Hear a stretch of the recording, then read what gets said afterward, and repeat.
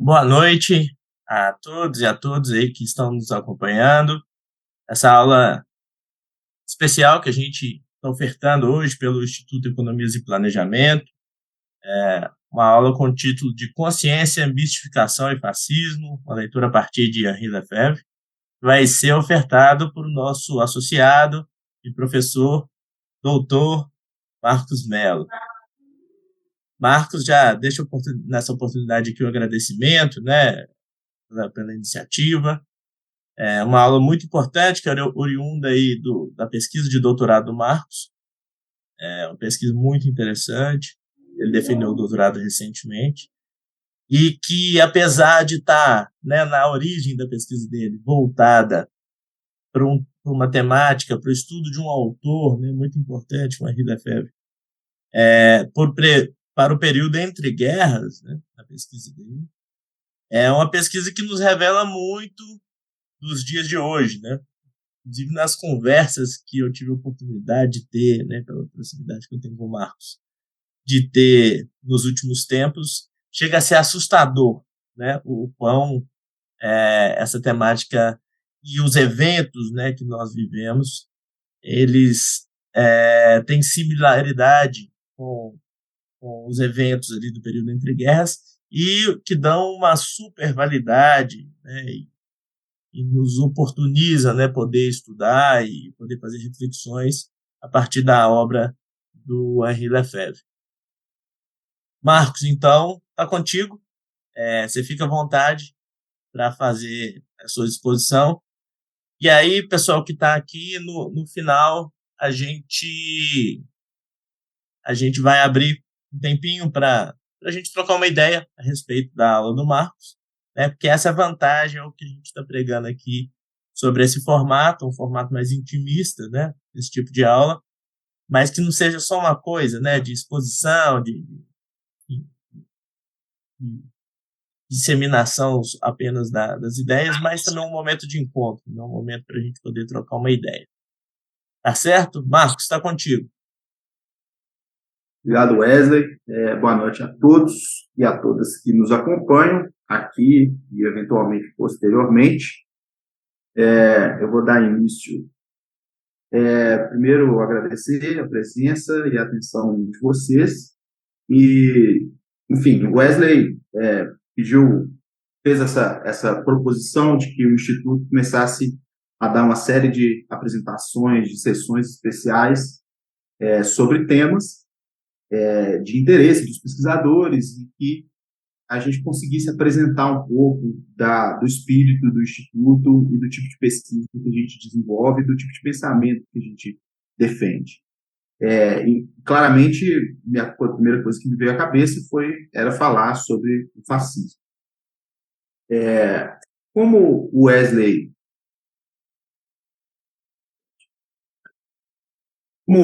já adiantou, essa aula ela é oriunda da minha pesquisa de doutorado, que eu defendi há pouco tempo, e ela tem uma história muito curiosa, porque ela se iniciou em 2016, num momento em que vários dos fenômenos que a gente acompanhou posteriormente no Brasil e no mundo ainda não eram tão incisivos assim.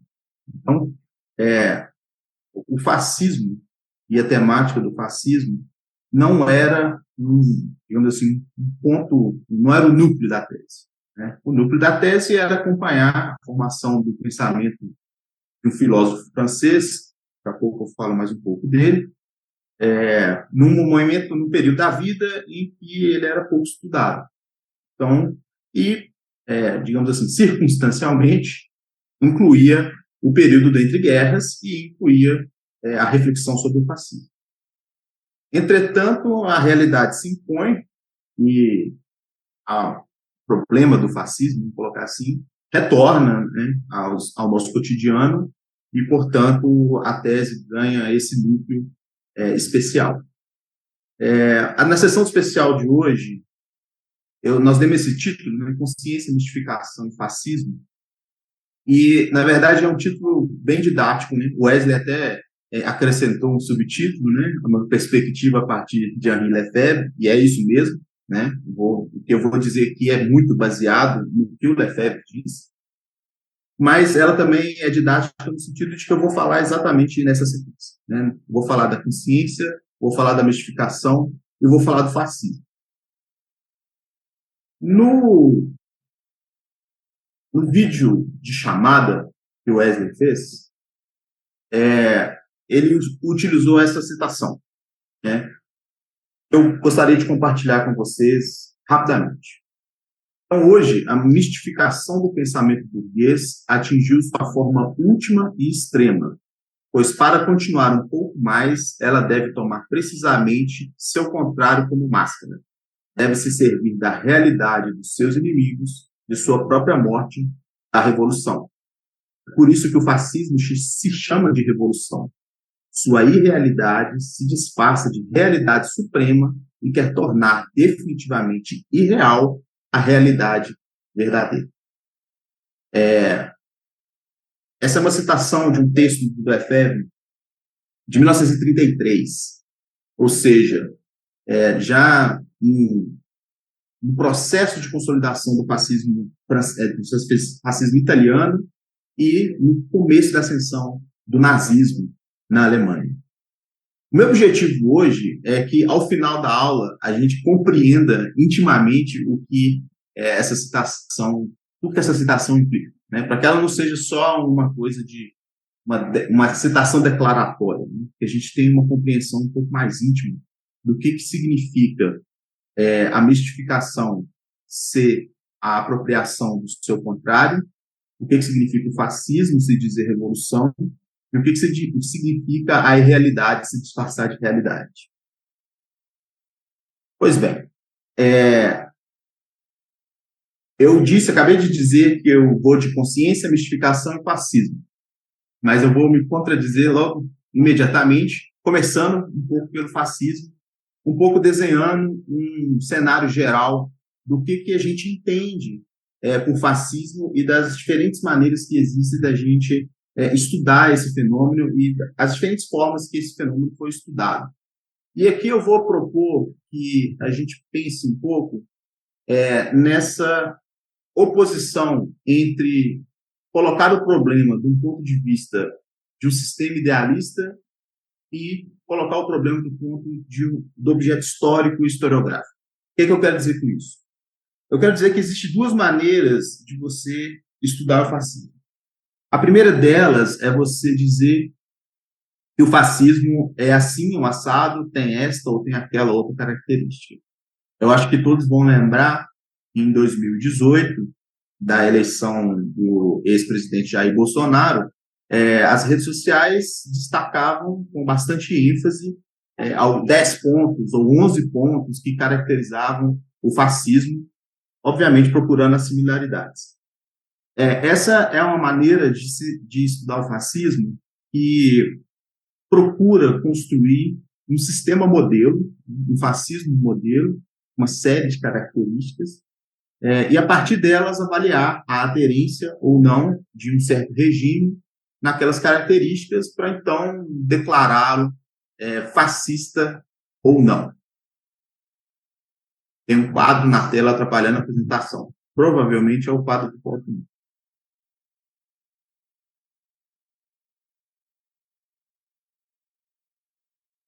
Ok.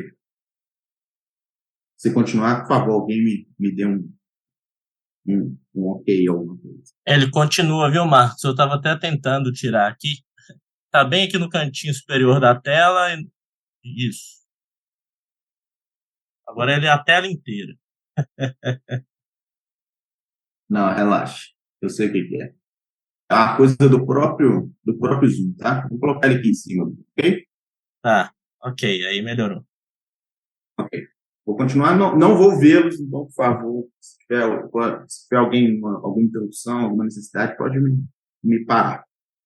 Bom, então, como eu ia dizendo, se cria esse modelo de fascismo que tem certas características, como se existisse esse sistema ideal do que seria o fascismo, e a gente avalia os diversos sistemas políticos históricos efetivos a partir disso. Por outro lado, existe uma maneira de estudar o fascismo que é compreendê-lo na sua especificidade histórica. Ou seja, o fascismo ele foi um fenômeno histórico, ele foi uma experiência histórica contida numa certa estrutura específica, num certo local geográfico, num certo tempo histórico específico, e ele deve ser estudado como tal, ou seja, como objeto histórico, como objeto historiográfico.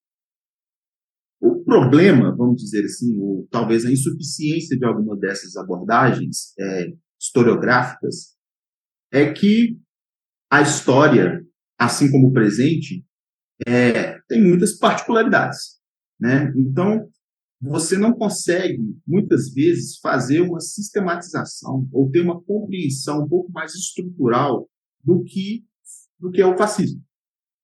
Você fica tão preso às diferentes particularidades dos diferentes grupos, das diferentes situações, que, de repente, parece que o fascismo some.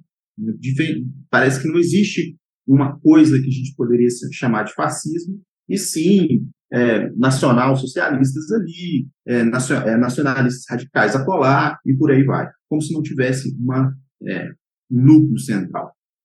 Entretanto, o fascismo, ainda assim, foi o movimento político mais significativo do século XX. Né? Então, ir por um caminho que acaba por apagar a existência histórica desse movimento, e claro, aqui eu não quero dizer que esses estudos históricos não tenham a sua importância ao frisar essas particularidades, mas ele acaba nos deixando um pouco sem armas, não só para compreender o fascismo no seu aspecto mais geral, como principalmente para combatê-lo. Bom, dito isso, existe várias narrativas sobre o fascismo, que se alinham mais a um lado, mais ao outro, mas que, de maneira geral, elas comungam de algumas insuficiências que eu quero destacar aqui e que eu acho que o Lefebvre nos ajuda a superar. Bom, o que, em geral, disse do fascismo? O professor Alisson Mascaro, recentemente, lançou um livro chamado Crítica do Fascismo, pela editora Boitempo, e nele ele faz um apanhado muito interessante das principais teorias sobre o fascismo. Não necessariamente dizendo o que cada uma delas diz, mas apresentando uma classificação geral do sentido sentido geral da argumentação. Diz ele que existe uma descrição do fascismo, ou uma caracterização do problema do fascismo justpositivista, ou seja, que olha para o fascismo como uma deturpação da ordem política e democrática, como um desvio de rota, e que, portanto, poderia ser solucionado com novas regras, novos ordenamentos jurídicos que impediriam uma nova ascensão de qualquer tipo de regime fascista. Uma outra leitura, ela é um pouco mais moralista, ou seja, encara o fascismo também como um desvio de rota, mas um desvio de rota quase que individual, né? Relacionado literalmente à moral, ou seja, homens maus, né, foram responsáveis pelo fascismo e, sendo maus, fizeram um regime mau, né? Enquanto homens bons combateram o fascismo e homens bons superaram o fascismo. Bom, então a gente tem mais ou menos, especialmente no campo do que a gente pode chamar aqui genericamente de centro-direita, a gente tem essas duas grandes linhas argumentativas sobre o fascismo. O fascismo enquanto uma desvirtuação institucional e o fascismo enquanto um problema moral. Pois bem, e o marxismo? O marxismo, no campo do marxismo, o elemento mais essencial era demonstrar que o fascismo não era nem uma deturpação institucional, muito menos um problema moral. O fascismo era um problema do capitalismo. Então, o que a perspectiva marxista, e existem diversos autores marxistas que trataram do problema do fascismo, a perspectiva marxista é tentar demonstrar como que o problema do fascismo nasce para resolver os problemas do capitalismo. Então, procuro demonstrar uma íntima relação entre fascismo e capitalismo. Pois bem, o que dizem, né, essas, em geral, tá, assim, fazendo uma esquemática e correndo claramente o risco de deixar alguma coisa de fora. O que dizem essas narrativas? Né? Essas narrativas, elas dizem, por exemplo, que o fascismo foi uma estratégia de classe, de tomada de poder do Estado. Então, diante da ascensão da Revolução Russa, diante do quadro de intensificação da luta de classes na Europa, o fascismo foi um recurso à violência foi um recurso à violência através da tomada violenta do Estado e seu exercício de dominação. Por outro lado, alguns autores vão falar sobre o fascismo enquanto solução da crise do capitalismo, né?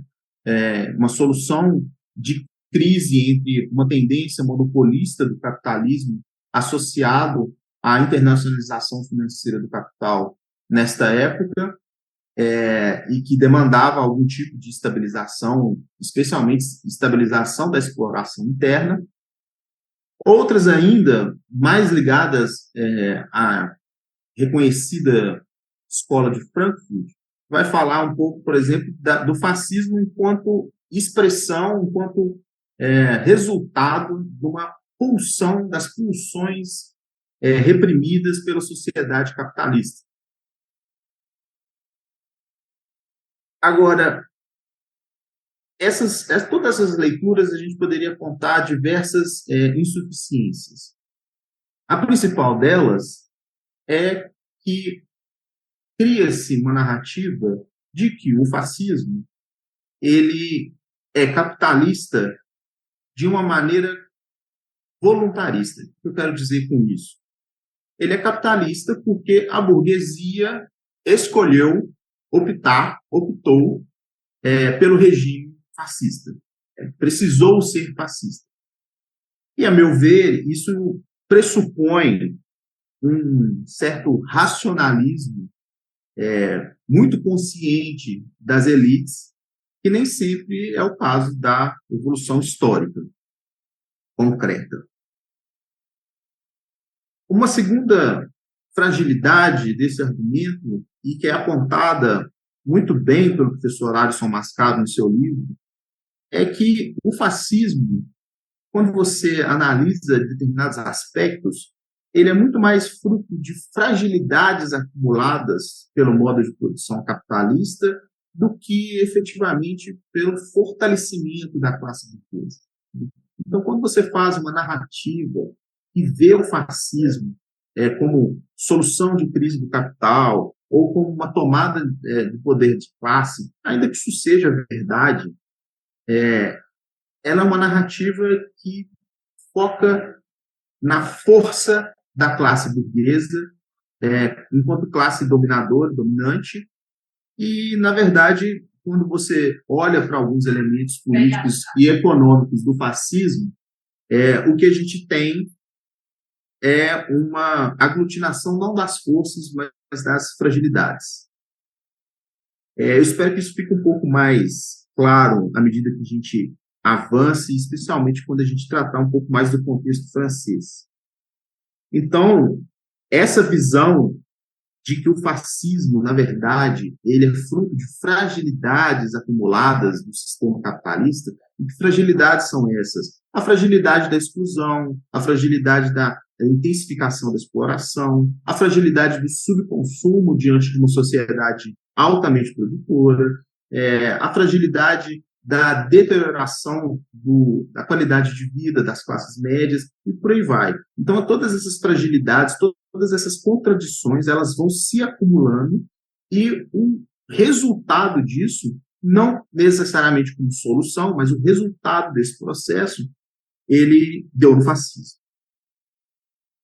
Bom, para onde que isso está nos levando e para onde que a reflexão, a pergunta essencial se estrutura? É a gente entender por que o fascismo foi possível.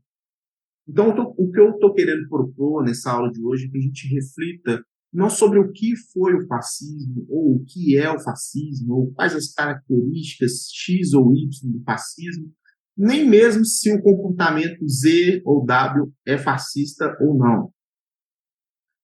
Mas tentar compreender por que o fascismo foi e se ele ainda é possível. Quais são os elementos da sociabilidade das sociedades burguesa capitalista que permitem, que dão sustentação para a existência do fascismo. Porque se a gente não consegue compreender, de um ponto de vista mais estrutural, por que o fascismo foi possível, a gente fica refém de explicações voluntaristas, moralistas, ou de uma leitura justpositivista do mundo, no qual todas elas comungam dessa concepção de que o fascismo foi uma excrescência, foi um desvio, foi uma coisa quase circunstancial, né? Por acaso ou infelizmente, naquele momento foi-se para o fascismo, como se o fascismo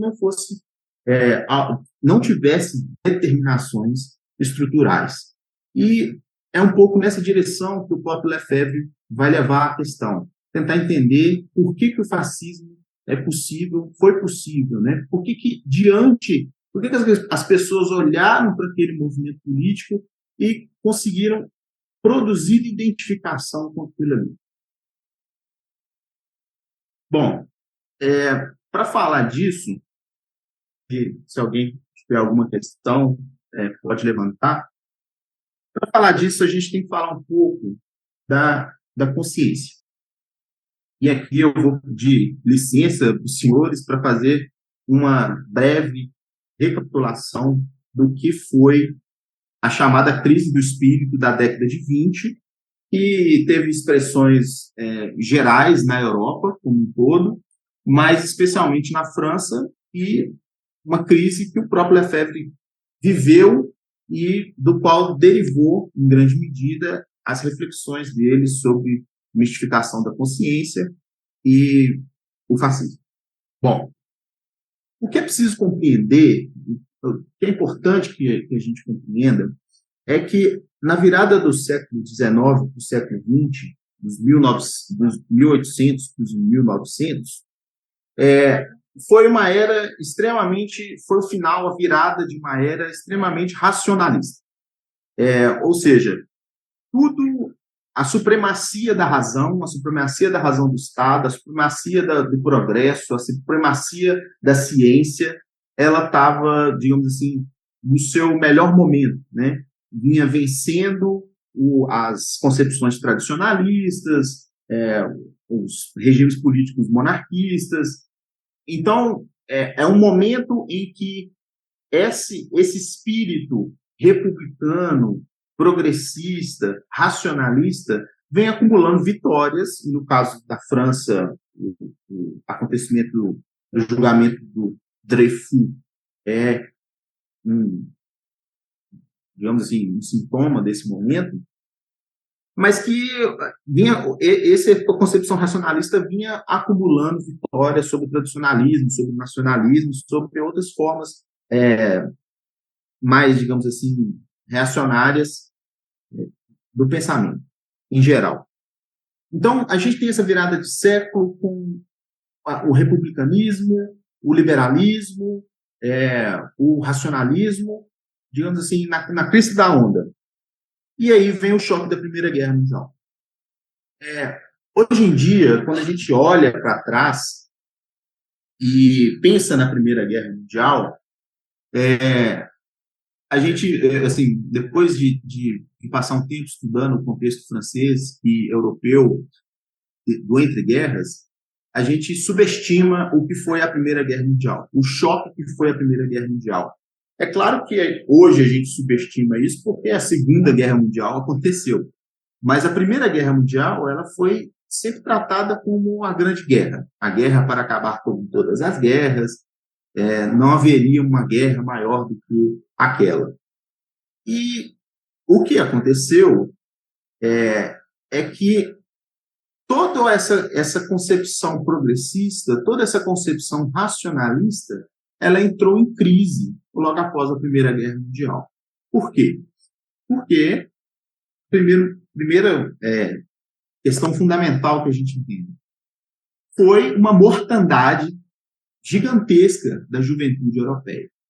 Então, assim, a Primeira Guerra Mundial foi uma matança numa escala ainda não experimentada pelos países europeus.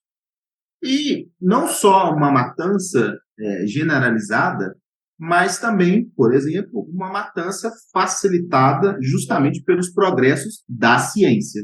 Então, todo esse racionalismo, todo esse pensamento científico que se imaginava ser fruto e condição para o progresso estava sendo utilizado, na verdade, para a guerra, né? Outro aspecto importante é que toda essa matança, todo esse sofrimento, todo esse sacrifício da juventude, ao fim e ao cabo, percebeu-se que aquilo, na verdade, era só para resolver disputas imperialistas entre países europeus, que aquilo não tinha nenhuma relação com o avanço da civilização europeia, ou o avanço do progresso da humanidade, nem nada disso. Então, reparem, toda uma sociedade que vinha acumulando essas vitórias em cima do tradicionalismo, consolidando essa visão progressista, racionalista do mundo, produz uma das maiores guerras, produz uma das maiores matanças, e, portanto, a juventude, tanto que sobreviveu como a que vem logo após a Primeira Guerra, vai contestar tudo isso, né? Vai questionar se realmente a razão é um guia para que alcançamos a verdade, alcancemos a justiça, vai começar a questionar todos esses valores que, para eles, são valores de uma sociedade que culminou na Primeira Guerra Mundial. Lefebvre faz parte dessa juventude. Né? Lefebvre faz parte desse grupo de jovens na França e na Europa em geral que estão procurando negar e renovar a sociedade burguesa de então. É nesse sentido também que é importante que a gente entenda qual que é a atração que a Revolução Russa exerceu, de uma maneira geral, sobre a juventude europeia e sobre os movimentos políticos europeus. Porque a Revolução Russa ela fez exatamente isso, né? Ela revolucionou a sociedade burguesa em prol de uma outra estrutura social. Então, todo mundo meio que estava pensando nessa mesma direção, né? Então, diversos grupos de juventude surgiram na Europa nesse período, propondo as mais diversas, diferentes formas de revolução, né? Todo mundo tinha a sua revolução. Todo mundo tinha aquilo que considerava essencial transformar para que a sociedade se transformasse. Bom, o Lefebvre, ele, não sei se todos aqui conhecem o Lefebvre, mas ele tem uma formação filosófica, né? Então, a essa época, ao final da década de 20, ele estava terminando os seus estudos na Sorbonne, formando, né, graduando, vamos assim dizer, como filósofo.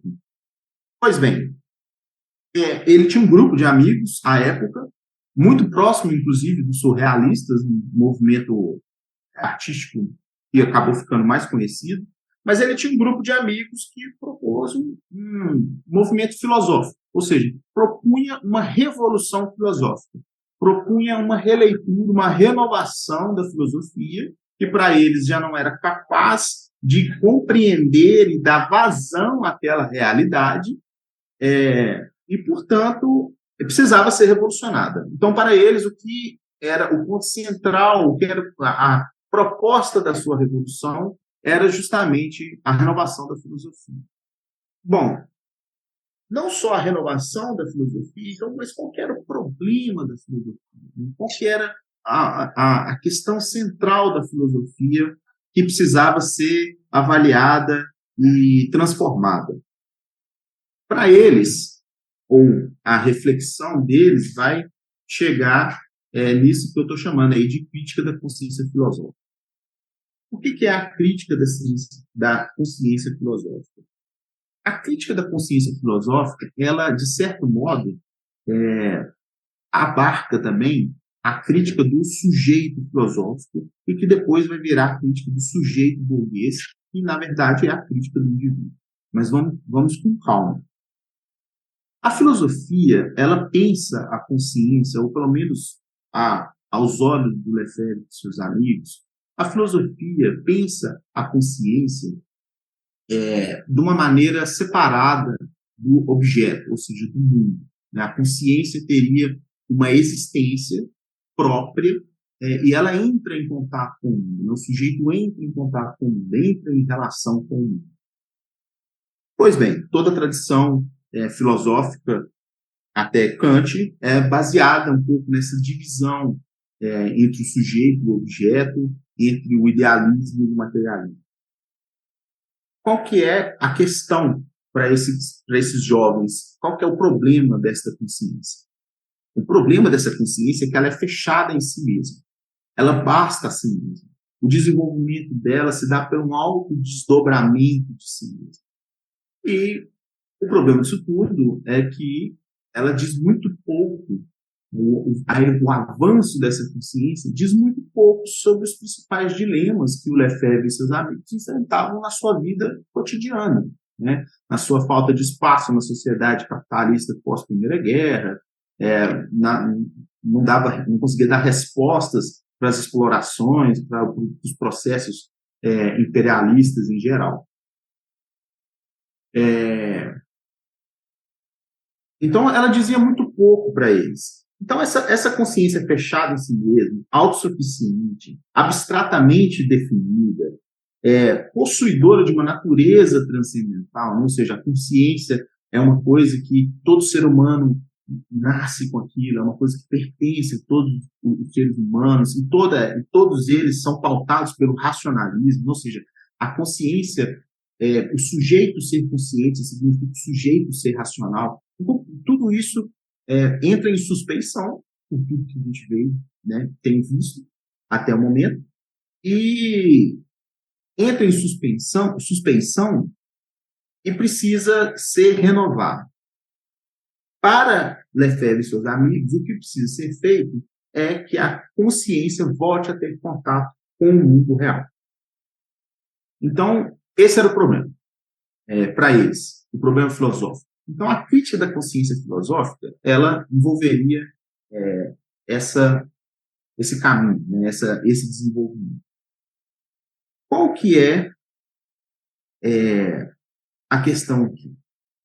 A gente já pode perceber que a consciência filosófica, ela tem muitas das características, ou de outras características que a gente já está mais acostumado, em especial essa absolutização do indivíduo burguês, né? Essa concepção de que a categoria do indivíduo burguês é uma categoria transhistórica, é uma categoria que basta a si mesma, é uma categoria que se autoconhece, que se auto-reconhece.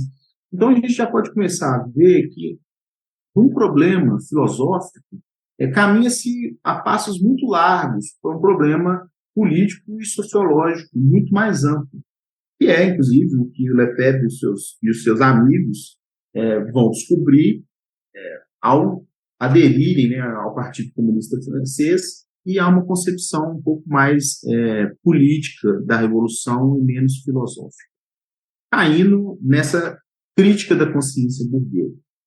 E é aqui que, efetivamente, a gente começa a ter elementos para pensar sobre o fenômeno do fascismo. Tá? Bom, o que é o indivíduo burguês? O que diz a consciência burguesa? A consciência burguesa, ela vai dizer que os sujeitos são indivíduos isolados, que bastam a si mesmos, conhecem com segurança a si mesmos, e que o seu destino é obra dependente única e exclusivamente da sua própria vontade. O indivíduo, dentro do pensamento burguês, ele é o arauto e o repositório de toda a liberdade, e ele é a expressão da unicidade de cada um. Então, ou seja, a originalidade pessoal, a forma como você se difere dos outros e do mundo é através da categoria do indivíduo. E não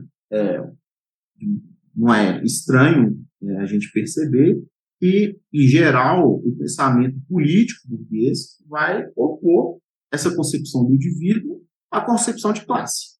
Ou seja, a ideia de que a classe social é uma coisa que dilui o indivíduo, que oprime o indivíduo, que suplanta o indivíduo e que, portanto, o indivíduo tem essa luta quase que homérica contra as determinações sociais. Né? O indivíduo representa a liberdade, enquanto as classes, ou a sociedade, ou o Estado, e aí a gente pode colocar diversos elementos no lugar, são o reino da necessidade, né? O reino da opressão, o reino da determinação.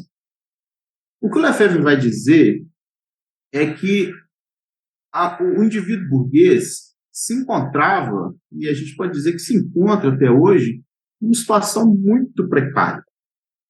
Por quê? Porque essa concepção que ele tem, que ele conhece a si mesmo, que ele sabe de si, que ele se faz a si mesmo, ela é constantemente questionada pela própria evolução da ciência. Né? Ou seja, por exemplo, o Lefebvre e seus amigos viviam e acompanhavam o desenvolvimento da psicanálise. Né? E o que a psicanálise, de uma certa maneira, diz é que existe um eu dentro de mim, chamado inconsciente, que eu não domino. E muitas vezes, inclusive, eu nem tenho conhecimento dele, que determina muitas das minhas ações. Então, existe uma parte de mim que eu não controlo, que eu não conheço, né? Que não faz parte de mim. Né? Por outro lado, a sociologia, mesmo a sociologia mais liberal e burguesa, vai ter de reconhecer o impacto das heranças culturais, o impacto do meio social na determinação do indivíduo. Então, o indivíduo ele começa a entrar em crise, porque tudo aquilo que ele acreditava que ele era começa a contrapor a ele que ele não é, que ele não tem nem condição de ser. E, portanto, o indivíduo burguês, ele entra em crise. Ele não sabe quem ele é. Ele não tem a substância para dizer o que ele era. Ele achava que ele era naturalmente aquilo. Ele era o que ele é. Simples e por isso. Pura e simplesmente. Mas ele passa a perceber que não é bem assim. E, portanto, ele não tem naquilo que não tem uma base na qual ele consegue se sustentar. Né? Bom, o que o Lefebvre vai argumentar, e que é um argumento marxista um tanto quanto clássico, é que o indivíduo, essa categoria liberal de indivíduo, essa dissociação entre o indivíduo e uma substância concreta, entre a vida real, ela tem uma função ideológica. Né? Ou seja, é justamente ao afastar o indivíduo das suas determinações históricas específicas, ou seja, afastar o indivíduo do conhecimento das condições históricas e das estruturas sociais que fazem ele ser ele, isso tem uma função ideológica, que é esconder a exploração capitalista. Né? Ou seja, o indivíduo, na verdade, no capitalismo, né, e não é porque querem os marxistas ou porque querem os comunistas, o indivíduo no capitalismo tem, antes de tudo, uma existência de classe. Então, a existência mais concreta dos indivíduos, a experiência mais imediata que os indivíduos têm na constituição do seu eu, é a experiência de classe. Então, vou puxar aqui, na verdade, uma citação que é até da minha própria tese, né? Que sou eu falando de mim mesmo, mas vamos lá. E a classe, por outro lado, não é uma abstração ou uma imposição, mas ela é uma realidade cotidiana experimentada pelos indivíduos. Assim, o proletário vive uma vida típica dentro das possibilidades de alguém privado dos meios de produção. Os indivíduos são reais dentro das condições socialmente criadas e condicionadas da sua existência prática e cotidiana. Ou seja, só ganham completude na classe e pela classe. Então, a classe social, longe de ser um aprisionamento do indivíduo, uma limitação ao indivíduo, é o ponto de partida da compreensão do indivíduo e da formação do indivíduo. Então, uma concepção que entende a formação do indivíduo a partir da classe, ela é concreta, enquanto que a burguesia ou o pensamento burguês oferece uma concepção que é formal, que é abstrata do indivíduo. E essa concepção formal e abstrata é cada vez mais contraposta à realidade e ao avanço do conhecimento humano, e ela começa a perder a sua substância, ela começa a perder a pega com a realidade. Ela começa a ficar sem ter aquilo que a sustente. Então, o que o Lefebvre vai dizer, e aqui nós estamos chegando perto do problema da mistificação, é que a ideologia burguesa ela se deteriora cada vez mais. Dê uma breve explicação. Ideologia, dentro do marxismo, existem basicamente dois grandes núcleos de determinação para a gente entender o que é o pensamento marxista sobre a ideologia. A primeira é que, pode parecer um tanto óbvio, mas grande parte da filosofia, mesmo do pensamento político liberal burguês, não tem essa compreensão. Que as ideias não surgem por si só no mundo. As ideias que os homens fazem de si e do mundo não são autossuficientes. Elas não são fecundas em si mesmas, elas não têm significado em si mesmas, elas não têm uma realidade própria. Então, as ideias não caem do céu. Elas são produzidas por indivíduos em condições históricas específicas e expressam essas condições históricas específicas. Então, esse é o núcleo do estudo da ideologia.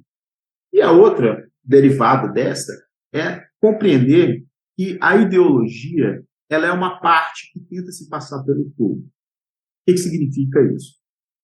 A burguesia, claramente, na Revolução Francesa, tem um aspecto revolucionário. A burguesia teve o seu papel histórico revolucionário. Isso também não é nenhuma novidade para quem estuda o pensamento de Marx. Existe uma positividade na Revolução Burguesa, né?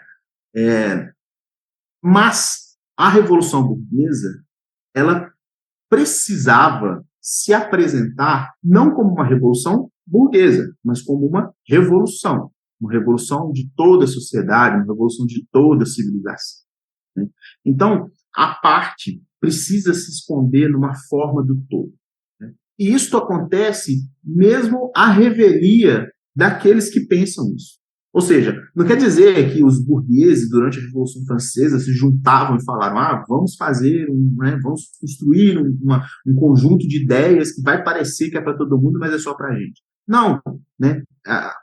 Os burgueses revolucionários efetivamente acreditavam naquilo, né? Mas a efetividade histórica demonstra outra coisa, né? Demonstra que, na verdade, a Revolução Francesa e as outras revoluções burguesas correlatas, elas representam, antes de mais nada, a libertação, especialmente do ponto de vista político e econômico, da burguesia e o início da exploração do proletariado. Pois bem, essa ideologia que tentava esconder essa exploração e tenta esconder como? Negando esses dois núcleos, né? Primeiro, negando que ela é um particular tentando se passar por universal, então ela tenta por todo tempo se dizer universal, se afirmar universal, e esse outro núcleo, que ou seja, as ideias são produzidas por pessoas em tempos concretos e, portanto, às vezes elas levam o interesse dessas pessoas e desses grupos. Então, ela tenta negar esses dois núcleos, né? E é assim que ela cria, por exemplo, grandes verdades, como grandes verdades, inclusive transhistóricas e transcendentais, né? Como a liberdade humana, ou para a gente entrar no que está muito em voga ultimamente na internet, a liberdade de expressão absoluta, né? Então, assim, são concepções que vivem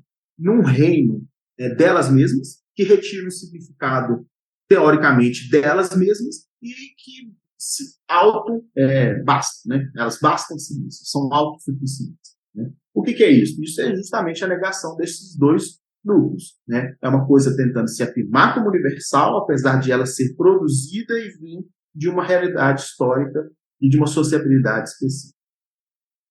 Então, Lefebvre vai dizer que as contradições acumuladas do mundo real, do mundo concreto, eles vão deteriorando, ou seja, a burguesia tem cada vez mais dificuldade, a cultura burguesa tem cada vez mais dificuldade em esconder, né, que ela é um particular se passando pelo universal. Por quê? Porque essas ideias universais deixam de ter aderência na prática cotidiana e concreta das pessoas, porque efetivamente não se realizam. Né? Então, a liberdade burguesa ela não se realiza quando você não tem dinheiro nem para comer, né? Quando a sua própria existência física se encontra ameaçada pela sociabilidade capitalista, que é a realidade daquela sociedade. Mas a cultura burguesa precisa insistir nisso. Por que ela precisa insistir nisso? Ela precisa insistir nisso porque o que está em jogo é a sua própria existência. Então, a burguesia, se ela se assume enquanto burguesia, se ela se assume enquanto particular, ela precisa assumir também a exploração. E aí todo o edifício da sociabilidade, da estrutura da sociabilidade capitalista, começa a se desmoronar. Então, ela precisa fazer isso, ela precisa manter essa aparência. E para manter essa aparência, ela cria um distanciamento cada vez maior com o real. Ela perde a sua conexão com o concreto, com o vivido, e, portanto, ela paralisa o movimento do pensamento, que só é fecundo no contato com esse real, e ela torna esse real, esse concreto, cada vez mais opaco, em prol de um circuito idealista no qual o pensamento se basta a si mesmo. Guardem esse movimento, porque isso aqui vai ser essencial para a gente entender a mistificação. Então, a gente tem essa dissociação progressiva entre a forma, entre as ideias, entre os conceitos, entre a forma com que as pessoas pensam a si mesmas no mundo e a experiência concreta daquilo ali. E mais, a tentativa de fazer com que esse formal, esse abstrato, seja visto como mais real, como mais fundamental do que a experiência vivida. Né? Então, é como se aqui vivessem criaturas, né, criaturas de ideia, que elas são mais reais do que a própria realidade. Elas dizem, inclusive, da verdade da realidade. Como se elas olhassem para a realidade e falassem: vocês deveriam ser assim, não assado. Então, elas ganham esse lugar autônomo, autossustentado, autossuficiente, e não só isso, mas passam a querer dominar isso aqui. Esta é uma operação, não esqueçamos, uma operação ideológica, que quer esconder, na verdade, o funcionamento concreto da exploração que acontece no real. É assim que a gente consegue ter a mistificação das categorias do pensamento. O Lefebvre, ele não é muito claro, muito preciso, digamos assim, não tem um rigor teórico muito determinado para dizer o que é mistificação, o que ele quer dizer, né? O que é a mistificação. É difícil você encontrar. Existe uma frase aqui, uma frase acolá, que vão nos dar um pouco a ideia do que ele está querendo dizer. Mas, por mistificação, o Lefebvre está olhando para esse processo de dissociação entre o pensamento formal e a realidade material, e ele está olhando para esse comportamento desesperado de legitimação deste núcleo formal, para que se mantenha a coesão dessa sociedade contraditória.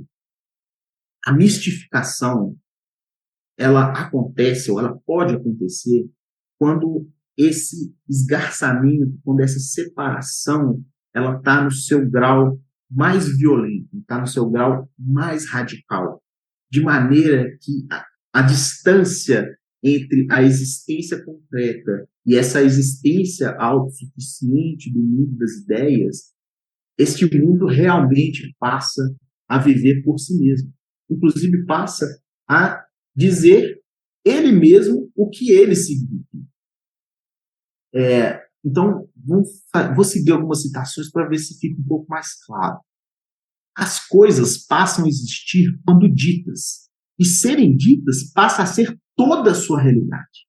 Assim, podemos concluir que a mistificação repousa no fenômeno de perda de conteúdo real do que é dito, na irrelevância da completude do que é dito, para além do que o interlocutor impõe de significado. É a depreciação completa das palavras. É muito interessante essa passagem, porque nós, em geral, temos um comportamento, uma reação de absurdo diante de certas coisas, né? Vou dar um exemplo, sem querer polemizar muito, mas já polemizando um pouco, né? A época, novamente, do nosso cenário político desastroso do governo anterior, tinha-se muito essa concepção assim, do tipo, como pode uma pessoa que se diz cristã ser a favor de sair matando os outros, etc. Então, a gente identificava várias dessas contradições discursivas, né? Como pode alguém falar isso e, na verdade, ser o real ser aquilo outro? Não é possível, que absurdo que é este, né? É este absurdo aqui, né? Agora, reparem, este absurdo, ele não surge, nem é possível por mera vontade daquele que diz. Existem condições concretas, reais, materiais da sociabilidade da sociedade na qual nós vivemos que tornam aquilo possível, que tornam concebível a pessoa dizer uma coisa querendo dizer exatamente o contrário. Mais um pouco. Alçar o amor, a paz, a sinceridade, a condição de valores, não é mais do que artifício que esconde a realidade de que o conteúdo dessas palavras já foi completamente apropriado pelo mundo do capital. A mistificação é justamente a sobrevivência vazia do termo, cuja substância, embora desejada, não pode mais ser cumprida. Então, ou seja, reparem vocês, então esta casca se distanciou tanto do concreto que ela perde toda a sua substância. E ao perder toda a sua substância, ela pode sim ser preenchida quase que de qualquer coisa, né? Porque foi garantido a ela a sua existência autônoma e foi retirado dela toda a sua conexão com o real. Então ela pode ser preenchida de qualquer outra coisa. Mas mais do que isso, o Lefebvre chama a atenção muito para isso, estas coisas começam a ser preenchidas, o que é muito curioso da sociabilidade, do modo de produção capitalista, é que estas coisas elas passam a ser preenchidas de uma outra substância, escondendo o fato de que a substância delas mesmas já foi transformada. Deixa eu dar um exemplo rápido para ficar um pouco mais claro. O Lefebvre, por exemplo, vai falar do amor, né?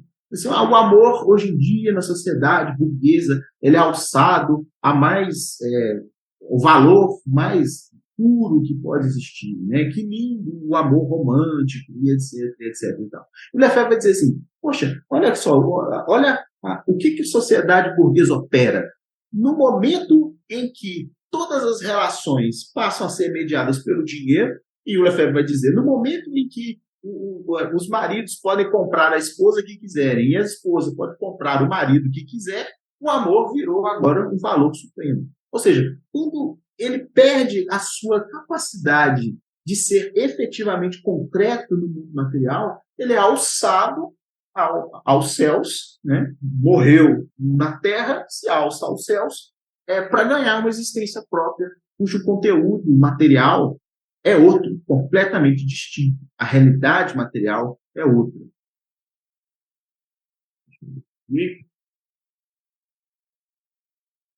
E aqui, aí sim, uma citação do Lefebvre. Não há, possivelmente, um só fenômeno da vida pública ou mesmo da privada que apareça em sua verdade. Não é mais suficiente dizer que tudo está transvestido ou camuflado. Tudo se passa em seu contrário. A aparência busca se tornar toda a realidade e quer que a realidade se torne toda a aparência. Então, é exatamente isso. Mas a mistificação, ela chega ao ponto em que as coisas já não estão mais só camufladas ou transvestidas. Elas foram transvestidas e camufladas, elas foram dessubstancializadas de tal maneira que agora elas passam pelo seu contrário. Agora, esta mistificação, esta operação, não se passa, não se dá somente na cabeça dos indivíduos. Não se trata de um engano da consciência. Né? A consciência não é enganada, a consciência não é subdesenvolvida e, por isso, ela acaba sendo vítima desse tipo de engodo. Não. Lefebvre vai além. E aqui é importante. Como isso é possível? Então, repare, nós vimos que essa situação aparentemente absurda, do ponto de vista racional, ela parece absurda, mas acabamos de ver que ela provém do desenvolvimento da ideologia burguesa. Ela vem de certos elementos essenciais da ideologia burguesa e ela é fruto de uma deterioração que vem das contradições da sociabilidade capitalista e burguesa. Entretanto, ela também tem a sua condição de possibilidade. A mistificação é possível não porque a consciência está enganada, mas porque existe uma existência, uma experiência material e cotidiana que torna esta mistificação, essa deterioração, essa vida autônoma das ideias possível. Que experiência é essa? O fetiche da mercadoria. E aqui o Lefebvre faz a sua conexão fundamental com a crítica da economia política de Marx. O que diz Marx, de maneira muito simplificada? Diz Marx que no capitalismo a mercadoria assume vida própria. No capitalismo, todos os poderes do homem e do trabalhador são transferidos para a mercadoria. E a mercadoria, ou o capital, na sua forma mais desenvolvida, aparece ele mesmo, ou ela mesma, como fecundo. Então, reparem, na nossa vida cotidiana, nós já pensamos, nós já fazemos uma inversão que é de dessubstancialização de nós mesmos em prol daquilo que produzimos. De maneira que o que produzimos se volta contra nós e nos domina. Ganha uma espécie de vida própria. Ganha uma espécie de existência autônoma. E isso se revela muitas vezes nas mais pequenas situações do cotidiano, na própria linguagem. Né? Ou seja, quantas vezes já ouvimos dizer que o mercado acordou assim, um assado, ou que o mercado ficou satisfeito ou insatisfeito com esta ou aquela decisão política. Algo que existisse.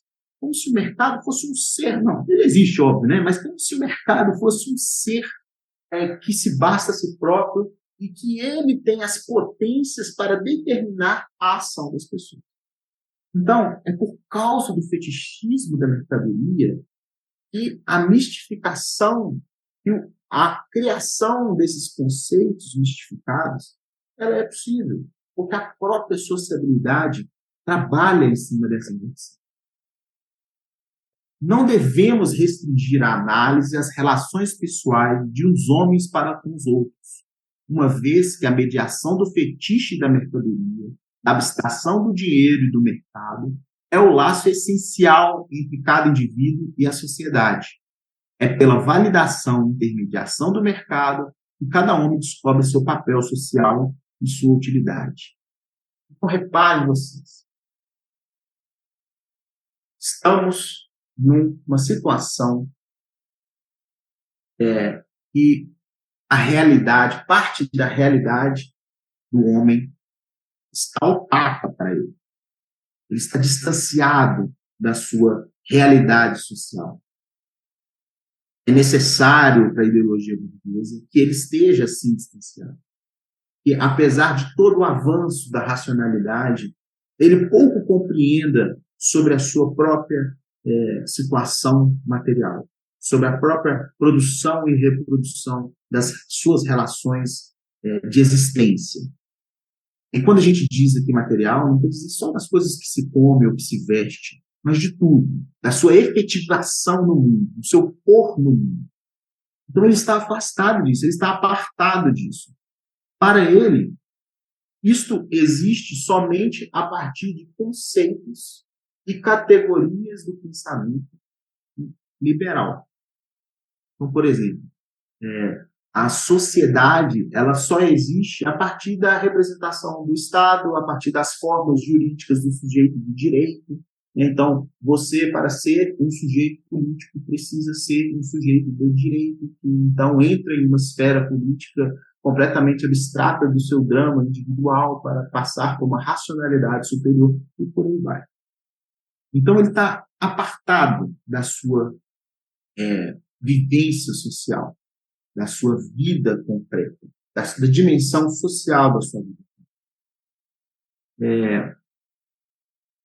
Então, nessa situação que ele está completamente apartado e a consciência passa a ser mistificada, ou seja,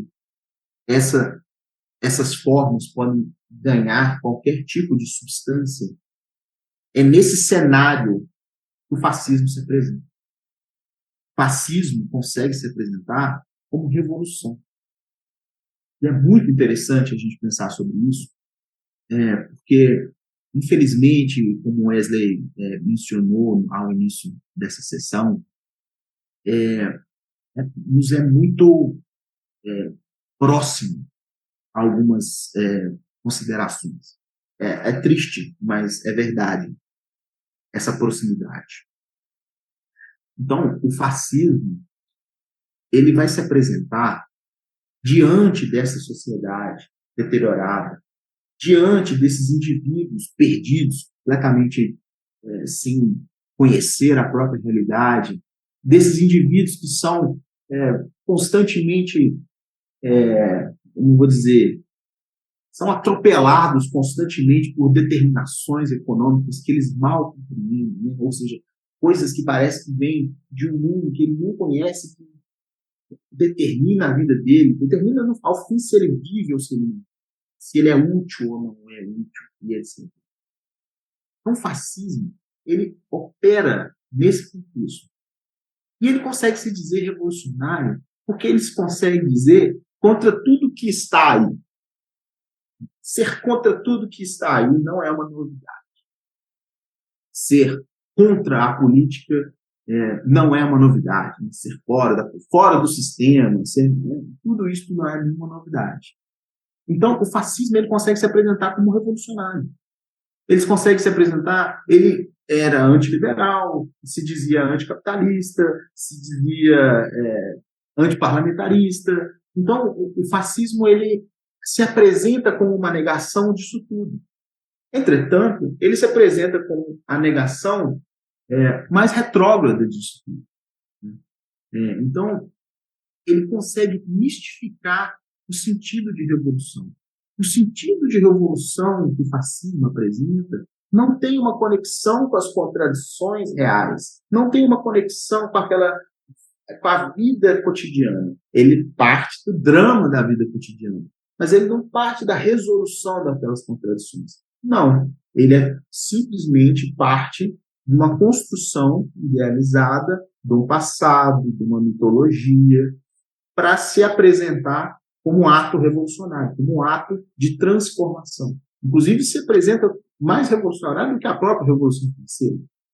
É como se um argumento muito característico, né, dos fascistas é dizer que não, a Revolução Francesa é para os espíritos menores que estão preocupados só com pão e diversão, né? Algo assim. Então, assim, como se eles estivessem com objetivos espirituais elevadíssimos, objetivos filosóficos elevadíssimos. Então, o fascismo consegue se apresentar como revolução por causa que ele se gesta dentro desse quadro completamente, digamos assim, avassalador. O indivíduo se encontra completamente jogado de um lado para o outro, sem saber o que está acontecendo, o que está acontecendo, quais são suas determinações. A ideologia burguesa e a racionalidade burguesa, para ele, não dizem nada da vida cotidiana dele, parecem coisas que vivem no mundo das ideias, porque efetivamente vivem, e aí aparece o fascismo, dizendo da ação, dizendo da vontade, dizendo do vamos fazer, dizendo do tudo isso, todo mundo aí que está aí estão aí te enganando, e a verdade, na verdade, é esta aqui, verdades muito simples, verdades muito imediatas, esse apelo ao imediatismo, né, uma sinceridade imediata, né? Quantas vezes já ouvi isso? Eu já ouvi várias vezes, né, a gente fala, o Bolsonaro pelo menos é sincero, fala o que ele pensa, né? Como se o real se apresentasse ao nós de maneira imediata, né? Como se você não precisasse ter nenhum tipo de pensamento para compreender o real. Então, na verdade, essa sinceridade nada mais é do que a preguiça de pensar sobre o real, né? A falência do pensamento crítico.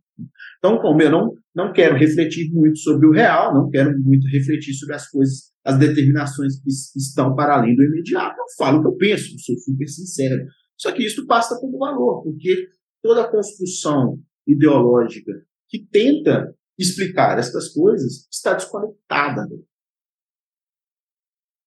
Então, o fascismo vai fazer o uso dessas mistificações na sua parte mais extrema, né? Ou seja, ele vai pegar tudo que a sociedade burguesa defende, né, que a sociedade liberal tem como valor, e ele vai jogar de ponta cabeça.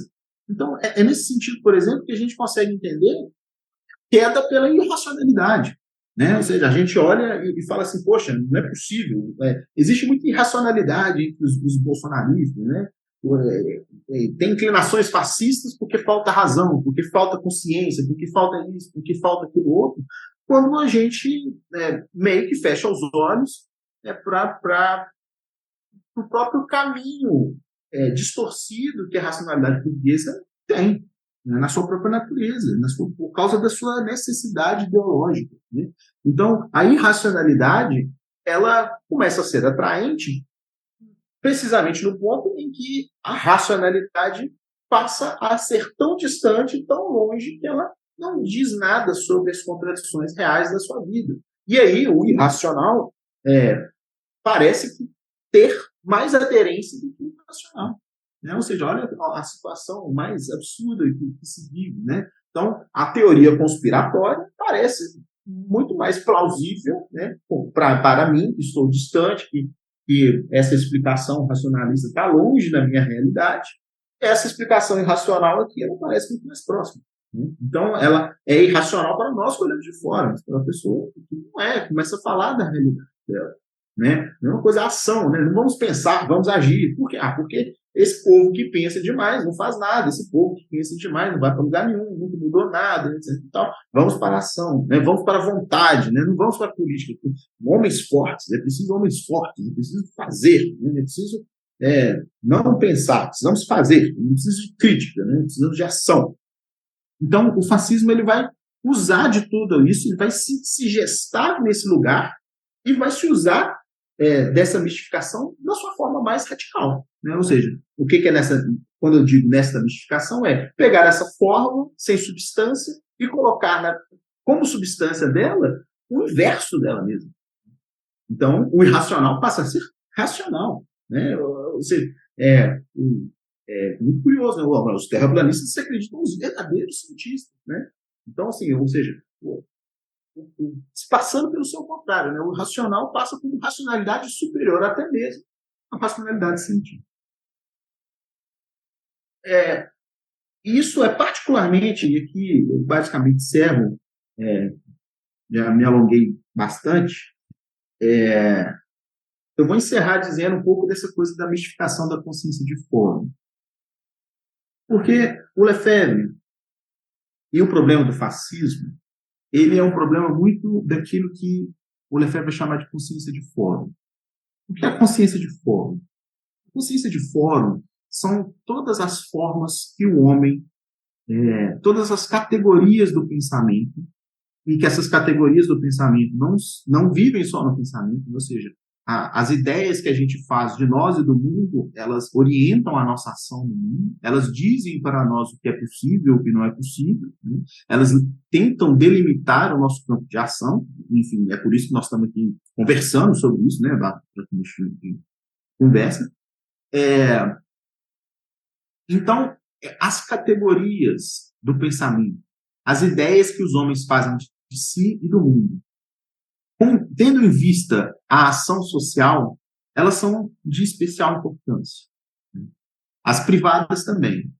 E reparem, essas categorias do pensamento, voltadas para o social, voltadas para o fórum, voltadas para a ação política conjunta, pela compreensão social, elas não só simplesmente a ação política organizada, né? Elas interferem na vida individual, né? Na vida cotidiana de cada um de nós. Né?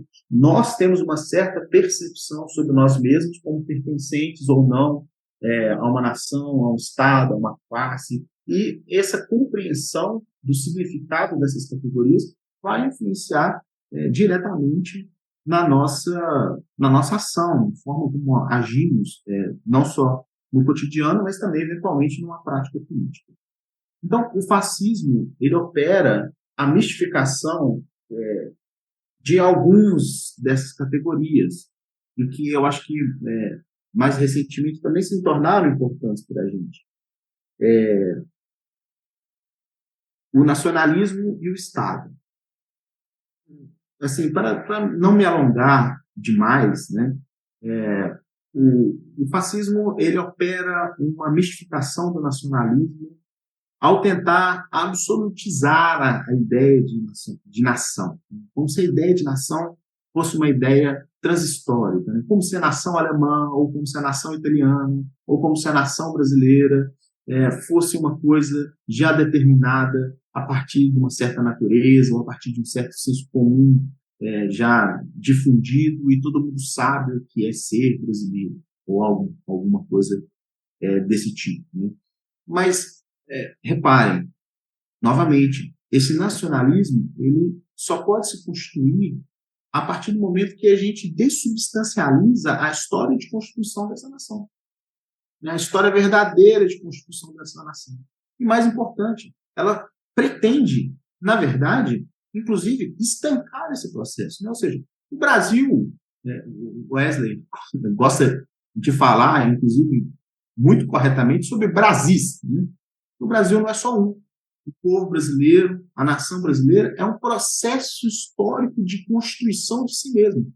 E quando o fascismo tenta estancar esse processo, dizer, né, olha, a nação é isto e você se submete a isto, né, você deriva disto, ou você deve sacrificar-se em prol disso, ela quer estancar esse processo.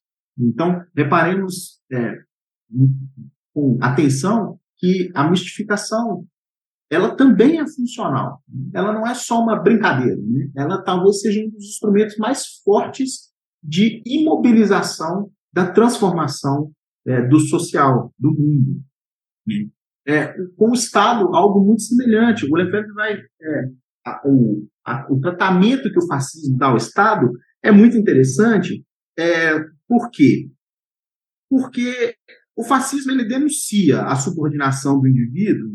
À época, por exemplo, o fascismo denunciava os grandes interesses do capital. Né? Os grandes capitalistas estão explorando o povo alemão, os grandes conglomerados financeiros internacionais são os grandes vilões, etc. As coisas estão ruins por causa disso. Né? Então, o fascismo denunciava essa subordinação aos grandes interesses dos capitalistas. Né? Só que, em prol da libertação dos indivíduos alemães deste julgo ao capitalismo financeiro internacional, o fascismo ele propôs que os indivíduos se libertassem desse estado de coisas através da sua diluição organizada no Estado-nação. Né? Ou seja, que tem a ver com o corporativismo do fascismo, né? Então, ou seja, você se integra a essa hierarquia nacional para viver a sua verdadeira vida, né? Então, você liberta o indivíduo, né, contraditoriamente, subordinando ele ao Estado-nação. Agora, o que é curiosíssimo é que essa diluição, que é, né, o ponto, nossa senhora, os liberais quase morrem, né? Inclusive acusam o comunismo de querer fazer a mesma coisa, o que não é verdade. Mas essa diluição, ela faz parte da própria natureza do Estado liberal, né? Ou seja, a própria concepção da forma política, do sujeito de direito, né? Quando a gente pensa, por exemplo, na representação política, o que é representação política? Representação política é abrir mão de si mesmo, tirar a sua substância pessoal, individual de si mesmo, para assumir uma forma política de um sujeito, de uma racionalidade de Estado superior, que vai ali deliberar pelo bem comum. Ou seja, é da própria natureza, né? Ou seja, o fascismo é só uma afirmação cínica e radical do que muitas vezes o pensamento liberal tenta esconder pelas frases bonitas, né? Então, reparem que até nos seus momentos de maior absurdez, na verdade, muitas vezes o fascismo diz sobre uma verdade, né? Sobre um elemento essencial da sociedade burguesa que permanecia escondido, né? Bom, para finalizar, a relação, então, entre o fascismo e o capitalismo, como a gente vinha dizendo lá de trás, né? Ou seja, o marxismo, a discussão marxista sobre o fascismo se pautou, em grande medida, nessa identificação entre o fascismo e o capitalismo, de dizer, olha, o fascismo é filho do capitalismo. Isso é verdade. Por quê? Porque ele é filho do capitalismo, né? Então, nós vemos que existem diversas explicações, né?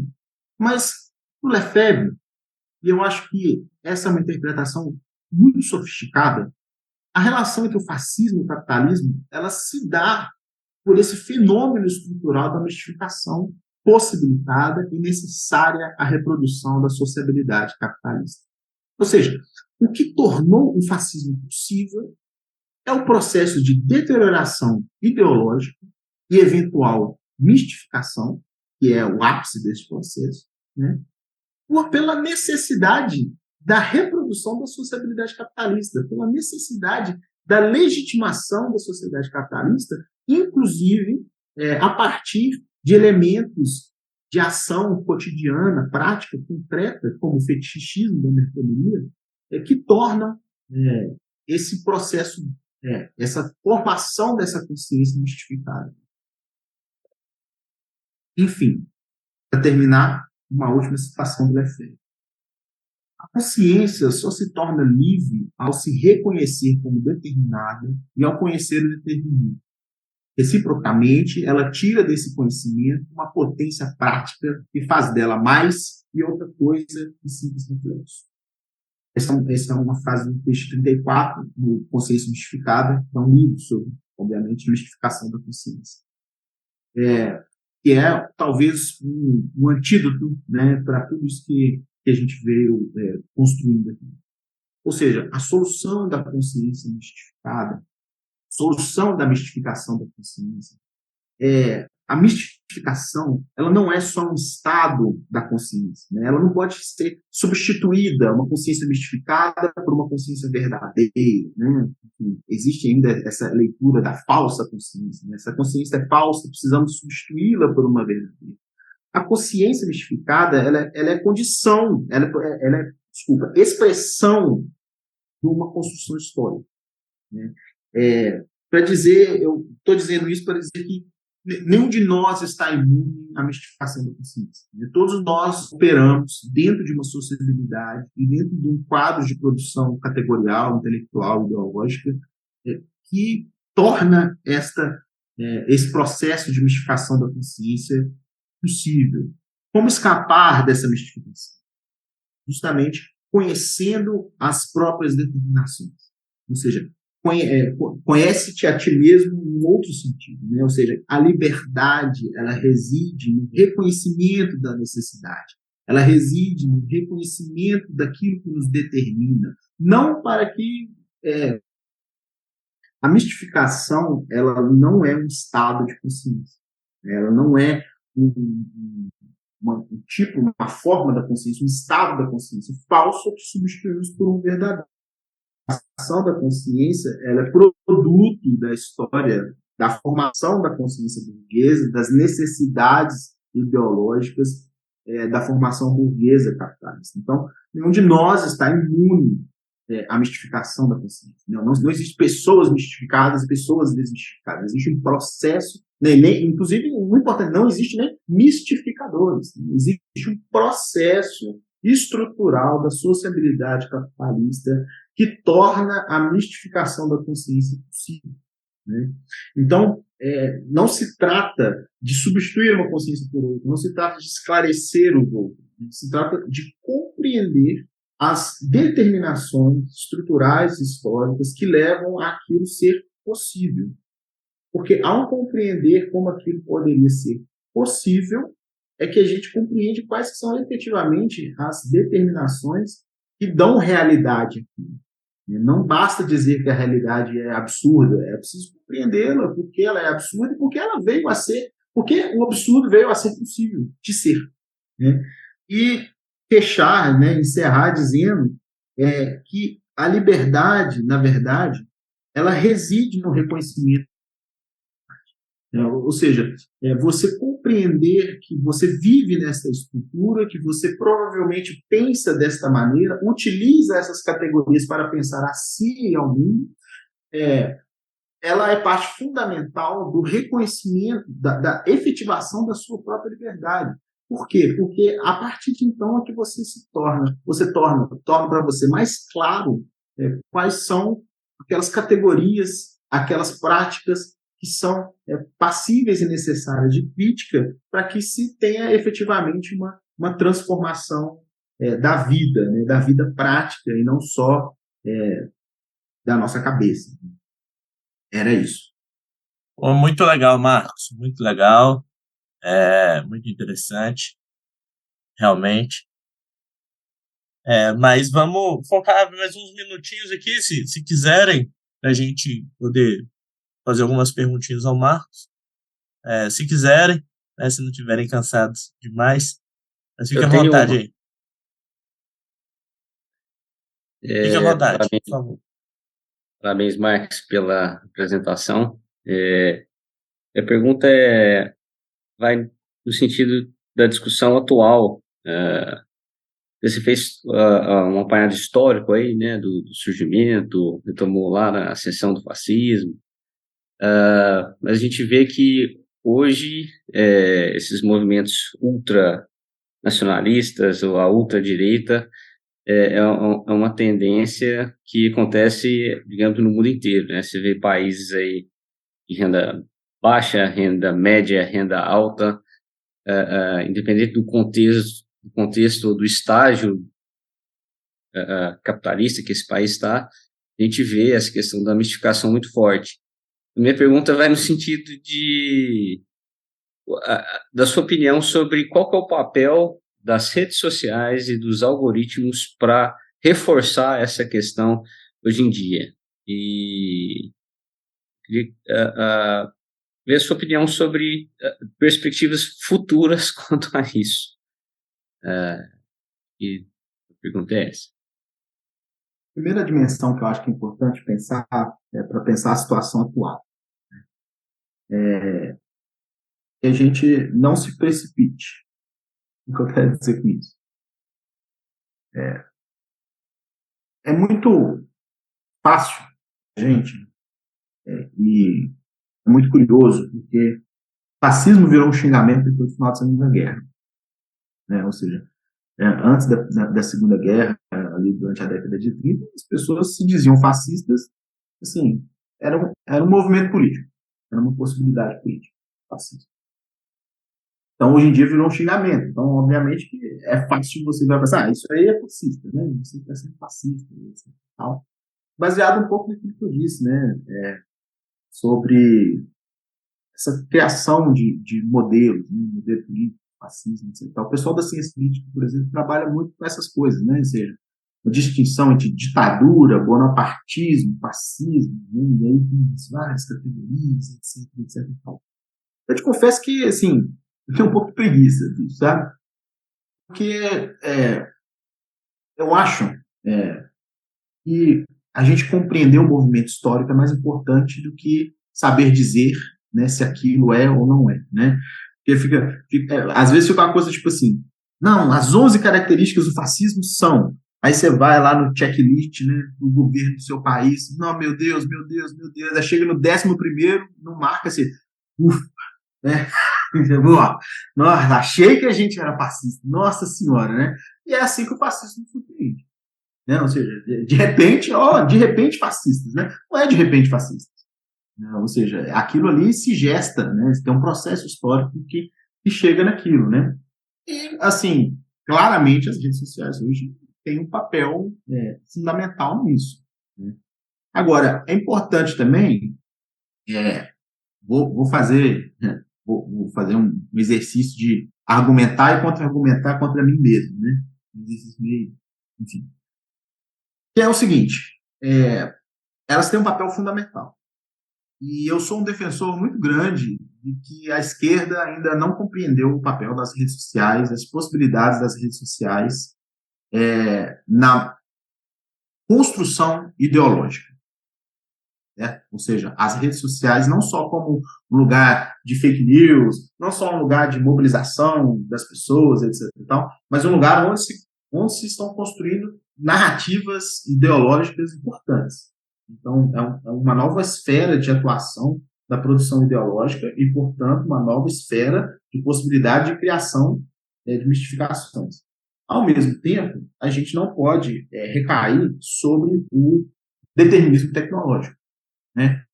Ou seja, não é uma tecnologia que surgiu uma nova relação social. Muito antes, pelo contrário, né? Ou seja, as tecnologias elas são reflexo e fruto das nossas relações sociais. Então, assim, os algoritmos, as formas, as redes, etc., todas elas são, na verdade, fruto e operam de maneira muito reflexiva em relação às condições da sociabilidade, da sociedade capitalista, né? Então, assim, eu acho que precisa ir um pouco nessas duas direções. Acho que seria mais ou menos o que eu tenho a dizer sobre isso. Também não sou um grande estudioso da área. Então, agora, perspectiva futura. Cara, assim, dá uma, uma dosada no que eu vou falar, porque eu sou um pessimista nato. Mas eu não vejo uma grande possibilidade de mudança. Eu espero que eu esteja errado, tá? Mas se eu fosse chutar, eu diria que esses movimentos ainda vão sobreviver durante muito tempo e, quiçá, vão retornar mais fortes ainda.